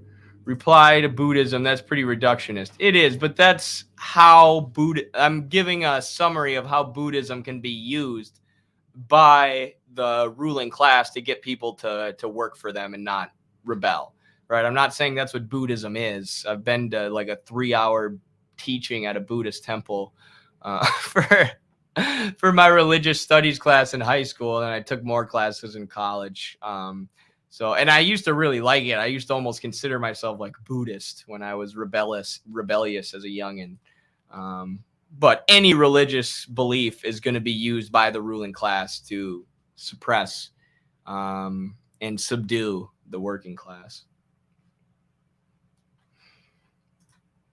Much love for the work you're doing, Eddie. I'm proud of my fellow Midwestern Marxists. Yeah, good to know there's more of us.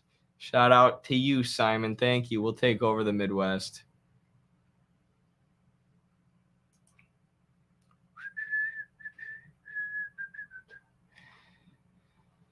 What do we got here for time? Buddhist monks have been significantly involved with the genocide of Rohingya Muslims in Myanmar. Yeah, Buddhism ain't perfect. There's this idea that, there's extremism in every religion, but not Buddhism. Not true. Not true. There are extremist Buddhists as well. Proud Midwestern Marks. Yes.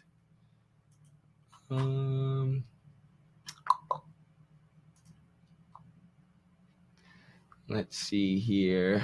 I want to kind of talk about Lysenko a little bit more, because I dug into Lysenko's writings themselves. But a lot of them just had to do with ideology. I think the Soviet idea of evolutionary biology is largely being proven correct, right, by modern studies. But what happened was, the reason why Lysenko is such a contentious figure on the internet right now and in Western society is because he was in charge of like evolutionary biology and had a post of power in the Soviet Academy. And he was involved in trying to grow food in Ukraine where there were famines caused by weather conditions. But obviously the West and Ukrainian nationalists created this idea that Stalin starved all those people on purpose. The Holodomor idea. So Lysenko is the one who's often, attacked or accused of creating these famines on purpose. So that's the reason it's so contentious to be like, well, Lysenko got some things right, because he's been accused of killing millions and millions of people by the West. And we know the Holodomor is nonsense. We aren't all aboard the Holodomor bus, which if you don't know, or if you need more evidence that the Holodomor isn't a real thing, check out the Holodomor Awareness Tour, which was sponsored by right-wing think tanks and bunch of capitalist corporate funders. But they literally created a Holodomor bus to drive around and talk about the Ukrainian genocide by Stalin. But anyways, this is the reason Lysenko is such a contentious figure, right? Because he's accused of doing the Holodomor, doing Stalin's bidding.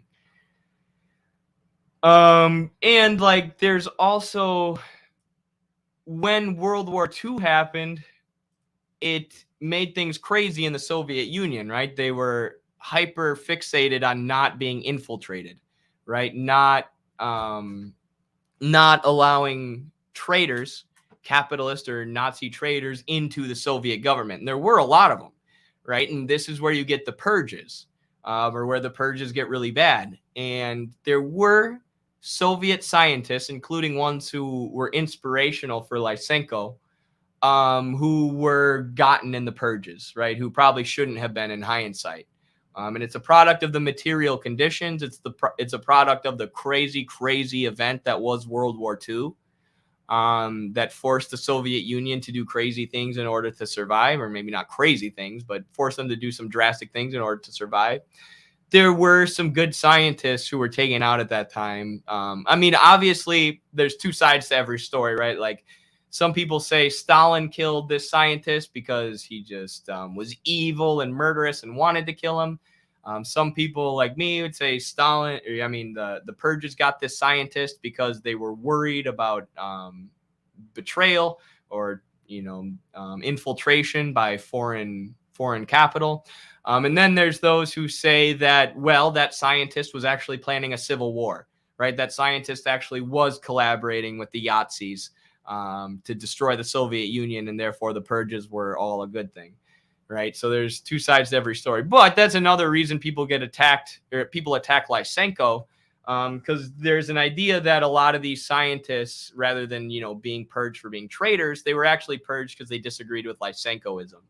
And if you read Lysenko's writing, which I did, he was heavily critical of a lot of the other scientists in the Soviet Union at the time, and calling them idealist and metaphysical and anti-Marxist, which could, with his position of power and his sort of celebrity status, could contribute to them maybe getting purged. So that's where you get the crap with Lysenko, or that's why it's not super popular to talk about Lysenko. But this idea, this Lamarckist or Lysenkoist idea, that the human genome, human genetics, can actively adapt to the environment, right, to give you new traits that aren't completely random, and then you can pass those traits down to your children hereditarily. That idea is being proven by more and more modern science. This is actually a really good video from The Guardian in 2010 that talks about a handful of studies that seem to suggest what's now being called epigenetics, or the field of epigenetics, which is that, the environment and the actions of a person can actively alter their genome. And then you can pass on certain traits to your offspring that you gained, in real life. So basically what you eat today could change your genome. How you interact with the world around you could affect your genome and affect your children, and what traits they'll be predisposed to. And then your children's genome can actively develop. And, you know, Lysenko and Lamarck, I haven't read Lamarck, who's, you know, I think that's the name of the guy who founded Lamarckism. But Lysenko was saying, you know, dialectical materialism says everything's unchanging, nothing's static, right? So why would the human genes be static? Why would they be unchanging within the person? They should also change. And more evidence is coming out. More and more studies are coming out that prove that they kind of do. Now, I think Lysenko might have been kind of crudely applying dialectical materialism, right? Dialectical materialism means going to the concrete first and then forming our theory, right? Rather than trying to impose the laws of dialectical materialism on science. But there were a lot of scientists, you know, at Lysenko's time who were against even studying epigenetics, right? They were against even studying the idea or studying specifically how the environment changes and affects the genome and how that can be passed down. And Lysenko wanted more resources and more research and more study to go into that area, which has been held back by a lot of, you know, preconceived assumptions in evolutionary biology till like today, or till, you know, the 2000s. So yeah, his theories themselves, a lot of them are like being proven relatively correct. But you know, that's not the reason he's controversial. He's not controversial just because of strictly his theories, right? His theories were basically what's now called epigenetics. And the heck else was I going to say? Oh, and Darwin, you know how creationists, I don't know if people have ever heard this, or people who believe in intelligent design, that the earth was intelligently designed by a god, or it has to be. People who argue for this say that on his deathbed, Darwin retracted everything, right? He said, nothing I said was true. It was all wrong. The theory of natural selection's wrong.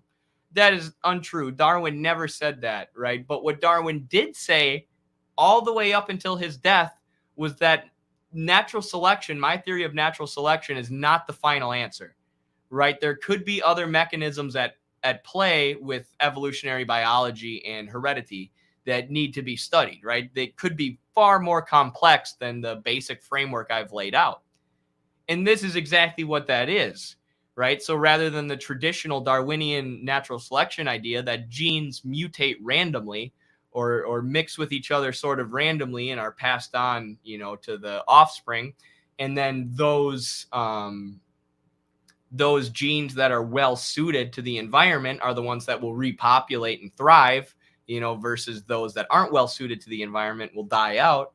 That's the traditional Darwinian idea. This idea that the genes themselves could adapt to the environment around them and change in real time is just a complication or an extension, an expansion on the original Darwinist idea. It's still right. You know, the idea of natural selection is still right. Those genes that are well suited to the environment are going to be the ones that thrive and are able to repopulate and grow faster than the others. But, you know, we know that those genes could be emerging, you know, because of the environment, because of the way humans interact with the environment. And they could be developing and changing in real time. So it's not against Darwin or Darwinian science or neo-Darwinianism. It's just a complication of it, an expansion on it. So yeah, really cool. I'm really glad I took this dive into evolutionary biology. I was a little nervous about it, and genetics and heredity, because like obviously it's something I've never studied. So I kind of made myself vulnerable to y'all. You know, you've been watching me learn about this stuff and read about this stuff in real time, pretty much from the ground level up, with genetics and heredity and things like that. So I knew I was going to say things that were wrong, and I knew my opinions and conclusions on certain things were going to change. But I want to show y'all how that is okay, right? It is okay to be wrong. It is okay to understand that you're not a master of a certain subject, rather than pretend like I know everything. You know, I'm trying to learn as much as I can and change my conclusions and what I think as I go. So that Guardian article that I pulled up even mentions Lamarckism, right? It's like Lamarckism has long been dismissed. But now, you know, maybe we owe the Lamarckists an apology. And yeah. which is why I think some people online now are hammering the Lysenko thing, because they're like, Lysenko has been dismissed as a pseudoscientist and a moron and a murderer and an evil Soviet scientist of the state for years and years and years and years. That's not true. And a lot of his ideas that he was positing in the 1930s are being confirmed by modern genetics and epigenetics. So people feel a desire to exonerate him, right? It's not like the hill that I'm probably going to die on. You know, like I said, there was crazy stuff going on in the Soviet Union at the time with the purges and whatnot, and I want to continue to learn about this stuff. Yeah, it's interesting to learn about the theories, though, the theories that were gaining popularity in the Soviet Union in the 30s that are now kind of being confirmed. Yeah. That segment was going to be longer, but I didn't think it needed to be as long as I originally planned. I think I made all the main points I wanted to make right there. I was going to talk a little bit about the studies they did to show these ideas, but y'all can look into them if you want. Look into that Guardian article I just pulled up, and then here's the other article I had.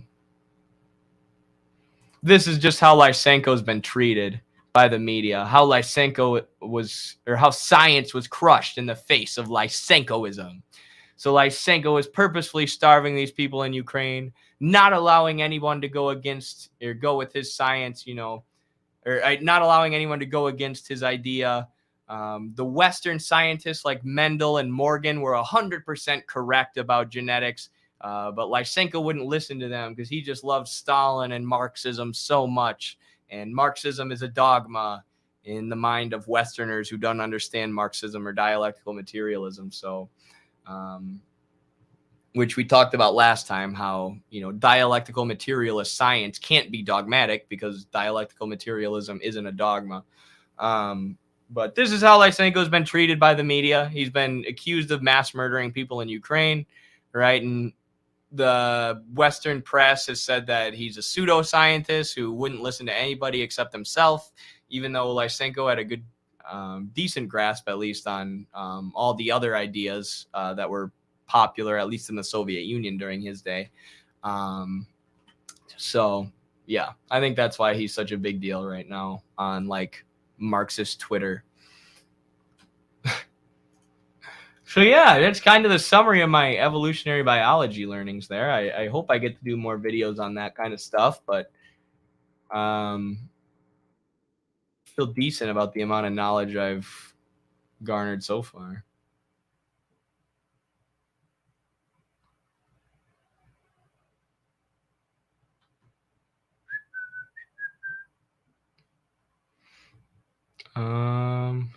Hey, Eddie, have you seen that this video about how it's possible that Lenin's testament denouncing Stalin was faked by a Trotskyist? I haven't, but I think I've heard that idea. I don't know. Grover Fur told me and Carlos to our face that it was faked by a Trotskyite. So maybe that's probably making me biased or influencing me a lot. But I have heard that idea, and I've heard a lot of, valid evidence brought up pointing to the idea that it might be true.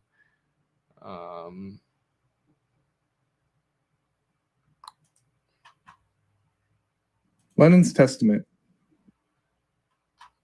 Who's this by? Chemical Mind. Oh yeah, this guy's good. I watched Chemical Mind's video the other day when I was real bored. They did a video about they used to be a Vaush person. And this is why you never give up on anyone, right? I don't know if we're going to watch this video fully, but go check it out if you're interested in hearing about Lenin's Testament. But this is why you never give up on anyone. And this is why in my response videos to Vaush, now I kind of attack him a little bit and use ad hominem attacks in addition to, debunking the substance of what he's saying. And maybe I shouldn't do that. Maybe I should. I don't know. But this is why I always give substantive responses to Vaush that are pretty thorough. It's not aimed at Vaush. I know that guy is probably paid by some right or some liberal think tanks to say what he says. Probably has some kind of connections to the ruling class, or if not, he's never going to change. He's way too egotistical to change. He thinks he knows everything.